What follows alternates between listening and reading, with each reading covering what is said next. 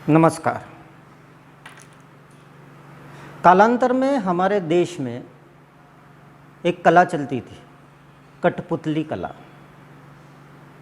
जिसमें कठपुतलीकार अपनी पुतलियों को अपने उंगलियों के इशारे से नचाता था। चूँकि हम उस युग में पुनः वापस बढ़ रहे हैं अपनी संस्कृति के नाम से, अपनी आख्याकियाओं के नाम से, तो लोकतंत्र की जननी कहा जाने वाला हमारा भारत देश लोकतंत्र के मापदंड के आयामों को अपने ही हिसाब से तहस नहस कर रहा है। मेरे कहने का सीधा सा आशय यह है कि शासन, प्रशासन और मीडिया को सरकार ने अपने हाथों की कठपुतली बना लिया। कैसे बनाया दोस्तों, मैं आपको आगे बताता हूँ। खबरें वही चलती है जो सरकार चाहती है, हम वही देख सकते हैं जो सरकार चाहती है, हम वही सुन सकते हैं जो सरकार चाहती है। सरकार के दिगर यदि हमने देखने, सुनने और समझने का प्रयत्न किया तो ईडी और सीबीआई का भूत हमारे समीप आ जाता है। क्या मौलिक अधिकारों के स्वतंत्रता का अधिकार जो प्रत्येक नागरिक को मिला हुआ है, उसका पूरा फायदा भारत की आम जनता को मिल रहा है? नहीं। हम झूठ को देख रहे हैं, झूठ को समझ रहे हैं और उसी के ऊपर अपने संपूर्ण जीवन का और संपूर्ण देश का भविष्य हम दांव पर लगा चुके हैं। कैसे? वर्तमान में प्रमुख खबरें क्या होनी चाहिए थी और हम क्या देख रहे हैं और क्या चला रहे हैं, और शासन और प्रशासन इनको किस स्थिति में अपनी ओर से इन घटनाओं की पुनरावृत्ति न हो उसके लिए क्या सक्षम प्रयास कर रहा है? क्या हमने कभी यह जानने या समझने का प्रयत्न किया? नहीं किया। वर्तमान में एक दुर्दांत अपराधी को 3 दुर्दांत अपराधियों ने मार दिया।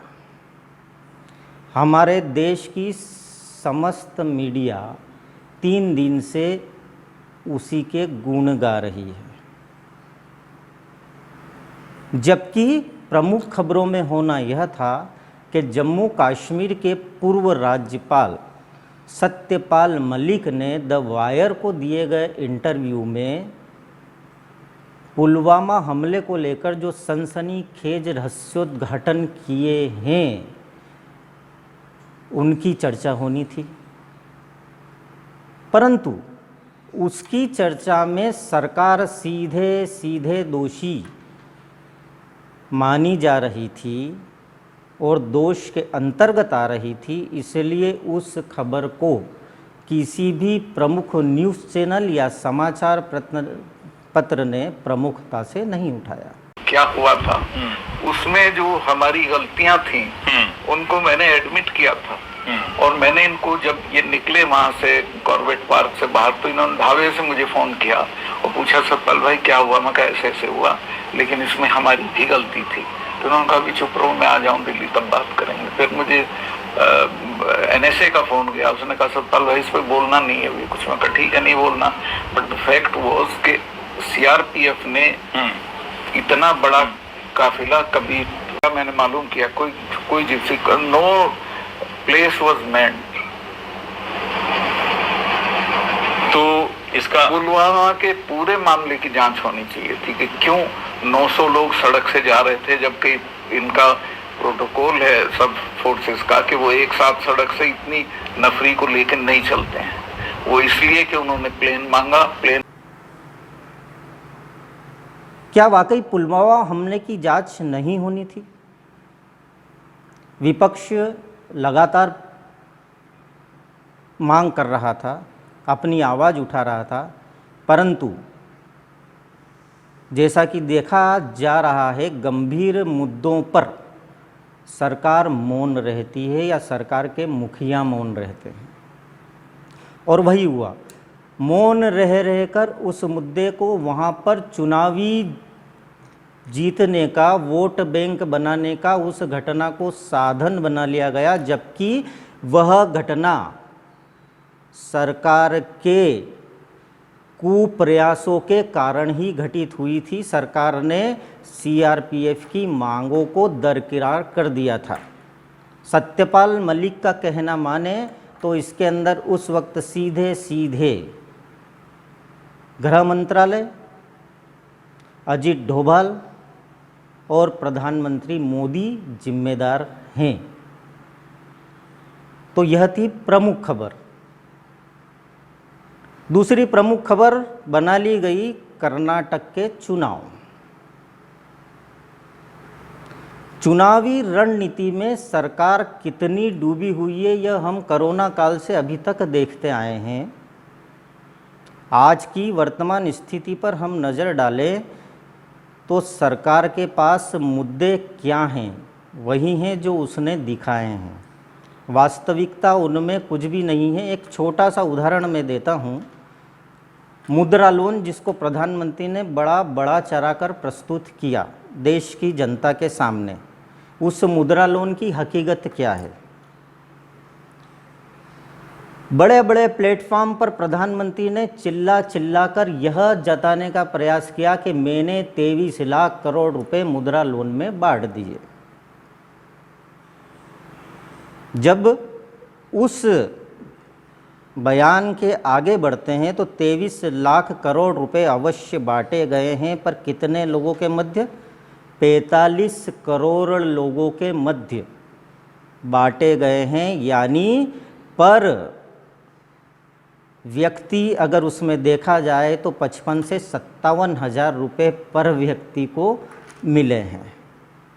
ऐसे वक्त जहां एमएसएमई दम तोड़ रही है, पिछले 3 वर्षों में 350 से ज़्यादा एमएसएमई खत्म हो चुकी है। एमएसएमई यानी करोड़ रुपए का इन्वेस्ट जिस कंपनी में किया गया है वह कंपनियां बंद हो चुकी है। ऐसे में 55 या 57 हज़ार रुपये लेकर एक व्यक्ति क्या अपना व्यापार कर सकता है? खबर यह होनी थी। परंतु देश के 18 मंत्री, सरकार यानी बीजेपी शासित राज्यों के मुख्यमंत्री कहाँ लगेंगे? चुनावी रैलियों में लगेंगे। क्या वाकई देश की चिंता है? क्या वाकई हम देश को सुधारना चाहते हैं? इस बात की जीवटता न सरकारी बयानों में दिखती है, न सरकार की कार्यप्रणाली में दिखती है। हम चाहे जितना भी सीना ठोक कर कहें, प्रधानमंत्री जी चाहे जितना भी सीना ठोक कर कहे कि भारत लोकतंत्र की जननी है, परंतु भारत लोकतंत्र की जननी था। वर्तमान की जो शासन प्रणाली है, सरकार की कार्य प्रणाली है, वह कहीं से भी लोकतांत्रिक नहीं लगती।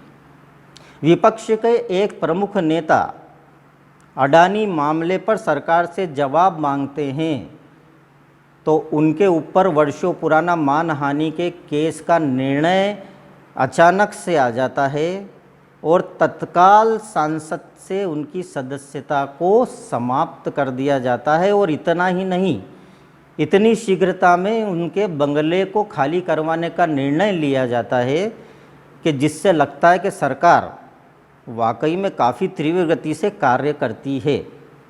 परंतु सरकार तीव्र गति से वहाँ कार्य करती है जहाँ सरकार के ऊपर उंगली उठाई जाती है या प्रश्न पूछा जाता है। परंतु विकास के कार्यों में यदि सरकार ने यह तीव्र गति बताई होती तो आज वाकई देश आर्थिक मोर्चों पर, सामाजिक मोर्चों पर सुदृढ़ होता और विश्व के बड़े देशों की सूची में शामिल होता, उनके साथ कंधे से कंधा मिलाकर खड़ा होता। परंतु बदले की राजनीति ने लोकतंत्र का खात्मा किया, खबरों का खात्मा किया। हम सच्ची खबरें नहीं देख सकते हैं और यही सच्ची खबरें हम आपको निरंतर बताते रहेंगे, उन चीज़ों पर से पर्दा हटाते रहेंगे जिनको दबाया गया है। चलते चलते एक छोटी सी खबर और ले ली जाए जो हास्यास्पद भी है और सोचने पर मजबूर भी करती है। आसिफ का सारस वन विभाग से एक्शन लिया गया। अभी 2-3 दिवस पूर्व ही प्रधानमंत्री की मिमिक्री करने वाले एक कलाकार ने नील गाय को अपने हाथ से दाना खिला दिया, उसके ऊपर 11,000 रुपये का जुर्माना ठोक दिया गया। वह इसलिए ठोक दिया गया क्योंकि उसने प्रधानमंत्री की नकल करने की कोशिश की थी। यानी क्या सरकार और प्रधानमंत्री इतने डर चुके हैं कि एक आम आदमी की गतिविधियों पर भी इतना बड़ा एक्शन ले सकते हैं? क्या प्रधानमंत्री ने अपने हाथ से हाथियों को चारा नहीं खिलाया? अभी कुछ दिन पहले के ही वीडियो सामने आए। उसके पहले मोर को अपने हाथ से दाना खिलाते हुए प्रधानमंत्री के कई वीडियो सामने आए।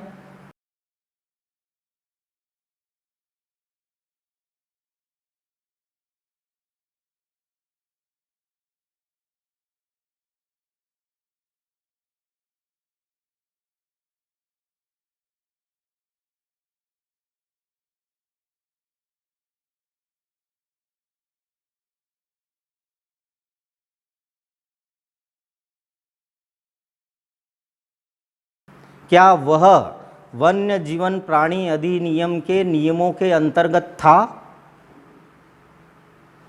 या वो देश के प्रधानमंत्री हैं, कुछ भी कर सकते हैं?